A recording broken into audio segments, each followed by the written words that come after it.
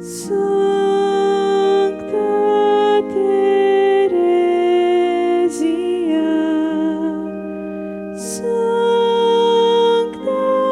Teresinha,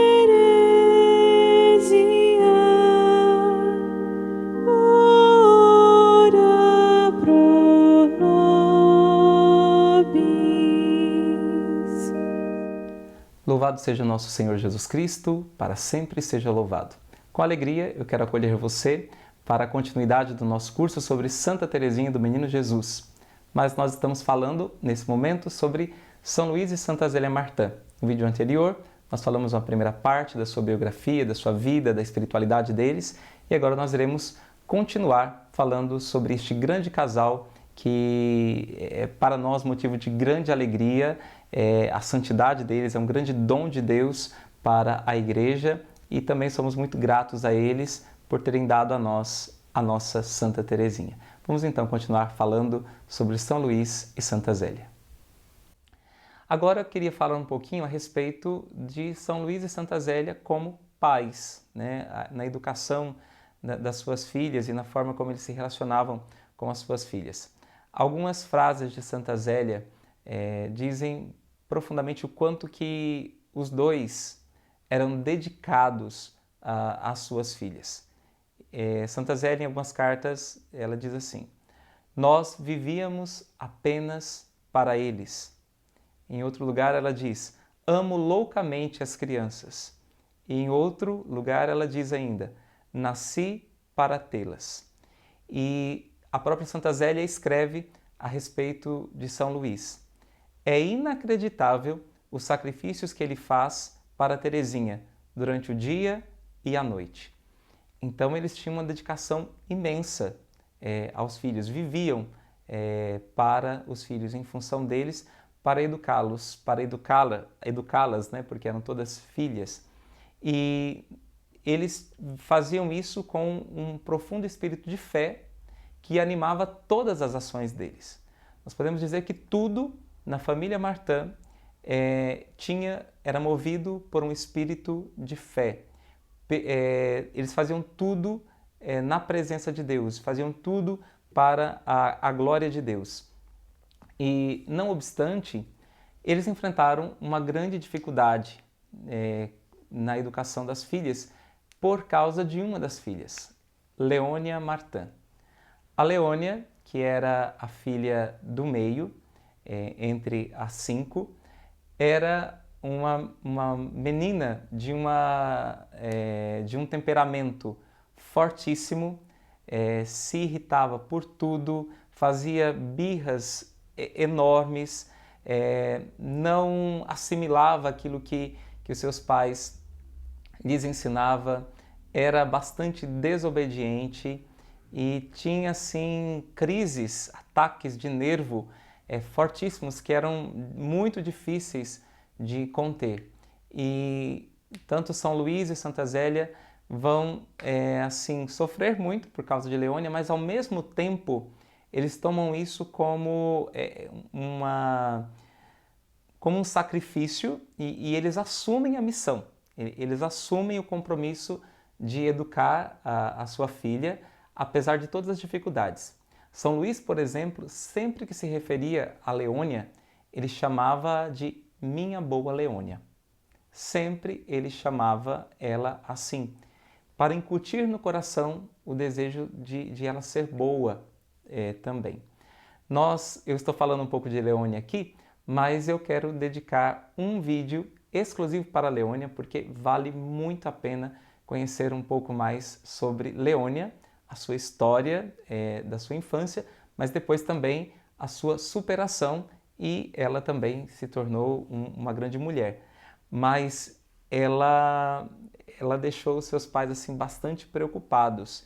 E Santa Zélia, especialmente no período de doença e já no final da sua vida, temia muito por Leônia, como que ela iria ficar, como que ela iria ser educada. Então, assim, foi uma preocupação enorme para Santa Zélia e também para São Luís. Mas eles não desistiram da sua missão e alcançaram os seus objetivos. Eles tinham como meta de educação, educar para o céu. Eles queriam educar as suas filhas para o céu. Eles tinham certeza da finalidade da educação. Eles não educavam os filhos nem para si e nem, como se diz hoje em dia, com muita frequência, não educam os filhos para nós, educamos para o mundo. São Luís de Santa Zélia não educou filho para o mundo. São Luís de Santa Zélia educaram as filhas para o céu.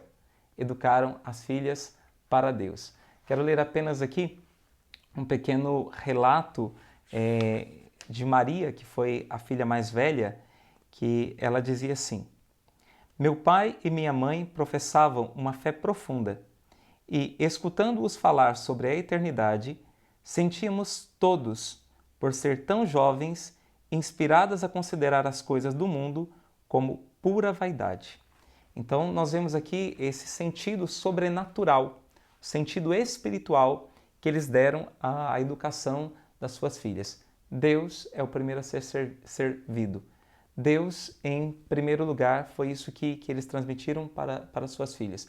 Não criaram as suas filhas para este mundo, mas criaram as suas filhas para o céu, para contemplar a Deus e para serem felizes eternamente ao lado de Deus no céu.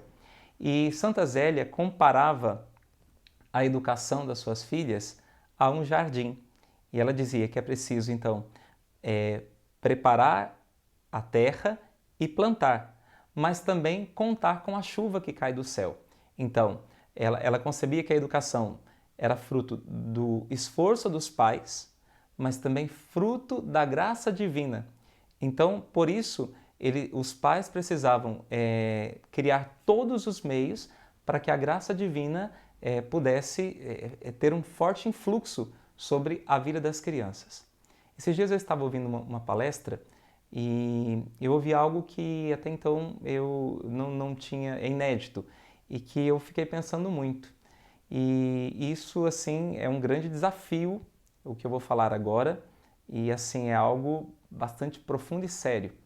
E o palestrante dizia que os pais deveriam ser capazes de assegurar aos seus filhos que eles vivam em estado de graça durante toda a sua vida. Pelo menos naquilo que os pais podem fazer, naquilo que cabe a eles. E quão distante isso está da nossa educação hoje, mesmo em algumas famílias católicas. Os pais deveriam lutar com todas as forças do seu coração para que os seus filhos fizessem a vontade de Deus, agradassem a Deus e vivessem em estado de graça a vida inteira.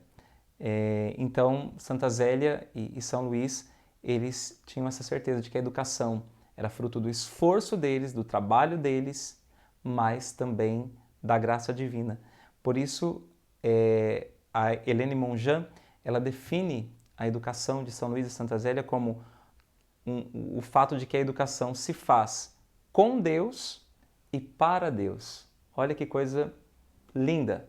A educação dos filhos se faz com Deus, ou seja, não é um esforço meramente humano, não é esforço, sei lá, da escola ou de outros meios que se utilize para isso. Não. A educação se faz com Deus, com o influxo da graça de Deus agindo sobre a vida das crianças e para Deus. Ele é a finalidade última. E, de fato, se a gente estuda a história da educação, nós vamos ver que na Antiguidade, na Idade Média e até uma parte da Idade Moderna, a educação ela visava levar aqueles que são educados, levar as crianças à contemplação da verdade. E, em última instância, a contemplação de Deus. Hoje em dia, se tenta educar as crianças simplesmente para que elas ocupem um lugar no mercado de trabalho. Então mudou muito, muitíssimo, porque já não se vê mais a finalidade última da educação, mas se vê apenas assim, o fato de querer atender a uma necessidade premente, a uma necessidade de mercado, uma necessidade puramente material. E não é essa necessariamente e nunca foi, assim, ao longo de um bom tempo da civilização cristã, a finalidade mesma da educação. Então, a educação, em São Luís e Santa Zélia, a educação se faz com Deus e para Deus. E eles tinham sempre a consciência de que as suas filhas não lhes pertenciam. Os seus filhos, de uma forma geral, também os pequenininhos que eles perderam ainda quando crianças. Os nossos filhos não nos pertencem, diziam eles. Os nossos filhos pertencem a Deus. E isso era algo que sempre estava muito presente junto a eles.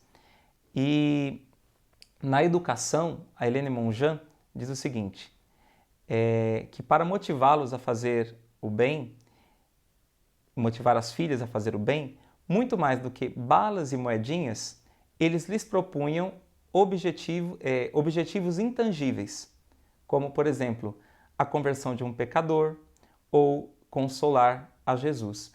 E aqui Santa Teresinha vai aurir um dos elementos da sua espiritualidade, que é justamente o fato de ela querer sempre agradar ao bom Deus.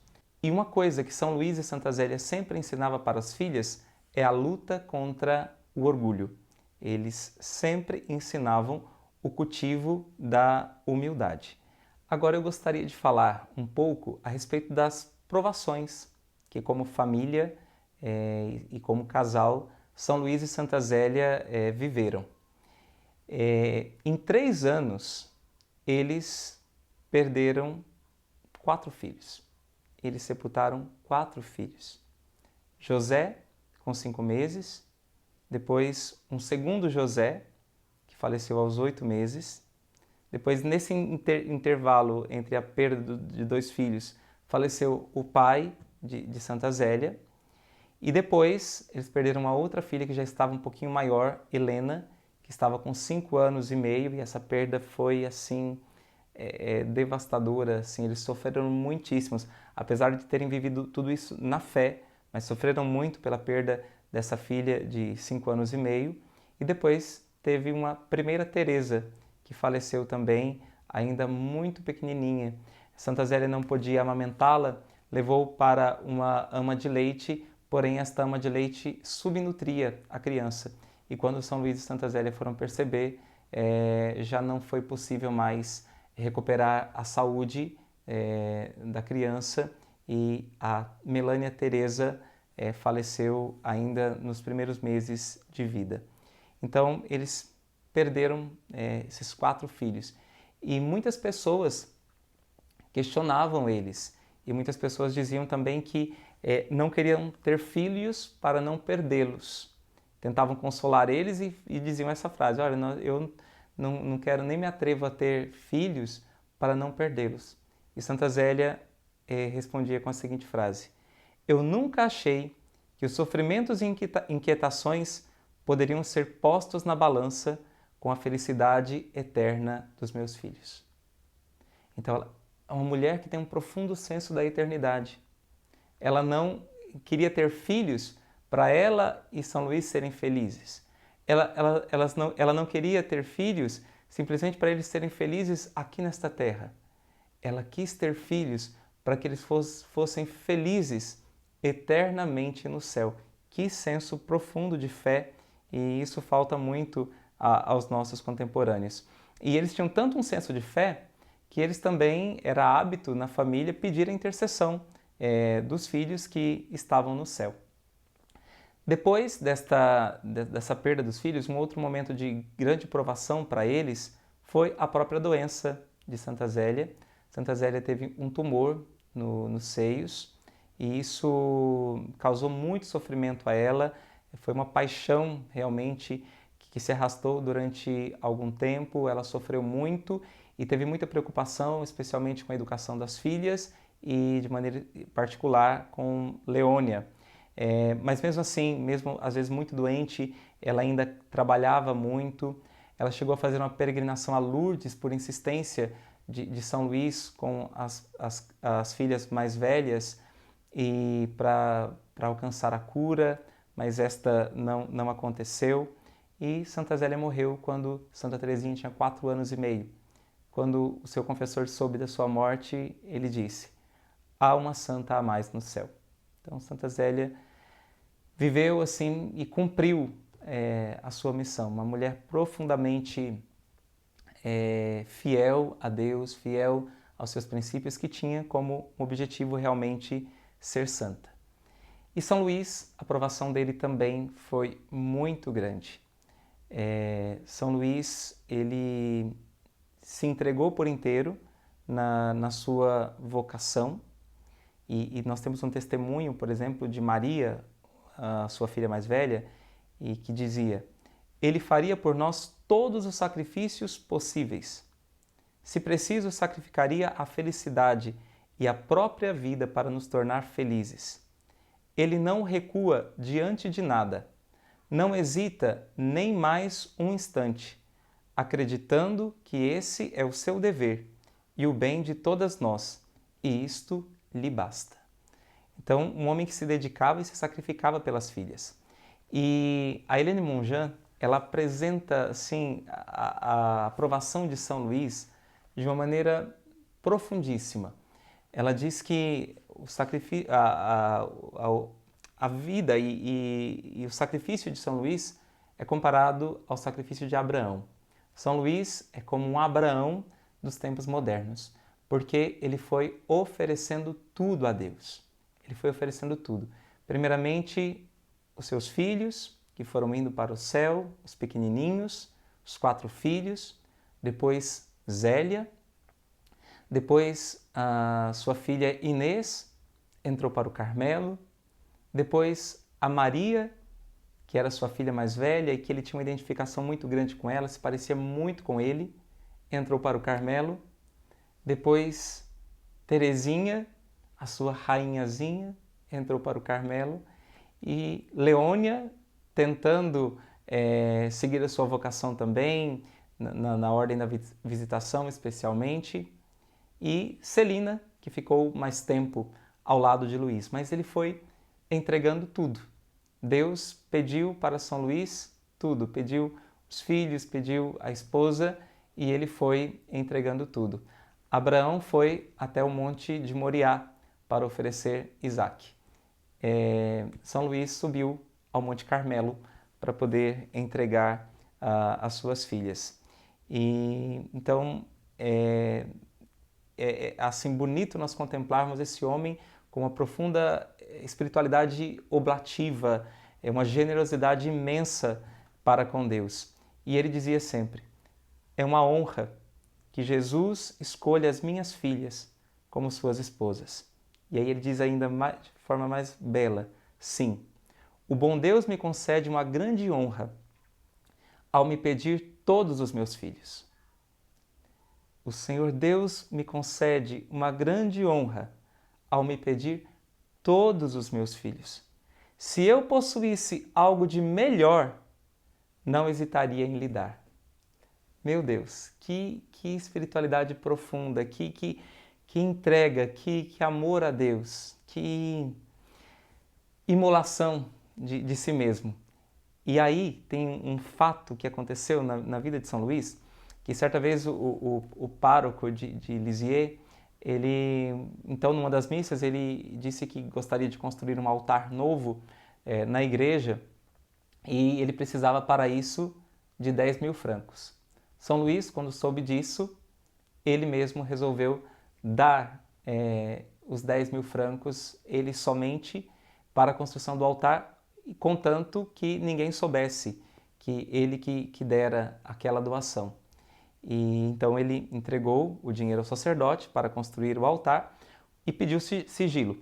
Quando o cunhado dele, Isidoro, ficou sabendo, ficou muito bravo e protestou com isso. E então levou essa notícia ao Carmelo, e ao falar com as suas sobrinhas, Teresinha respondeu para o seu tio Isidoro, que estava indignado por São Luís ter dado todo o dinheiro para a construção do altar. Santa Teresinha respondeu: olha as palavras de Santa Teresinha. Depois de ter dado todas nós ao bom Deus, é natural que ele ofereça um altar para nos imolar e imolar-se a si mesmo. E essas palavras de Santa Teresinha foram realmente palavras proféticas, porque São Luís passou por uma imolação de si mesmo muito grande. São Luís teve uma doença neurológica muito grave e que o fez sofrer muito, uma arteriosclerose, e ele perdeu, tinha muitos momentos de perda da sua consciência, fugia de casa. Certa vez ele foi parar numa outra região da França, no Havre, e ele chegou um momento que as suas filhas precisaram internar São Luís num hospital psiquiátrico, no Hospital do Bom Salvador, e era a cuidado das irmãs, das religiosas, e ali São Luís foi muito bem cuidado.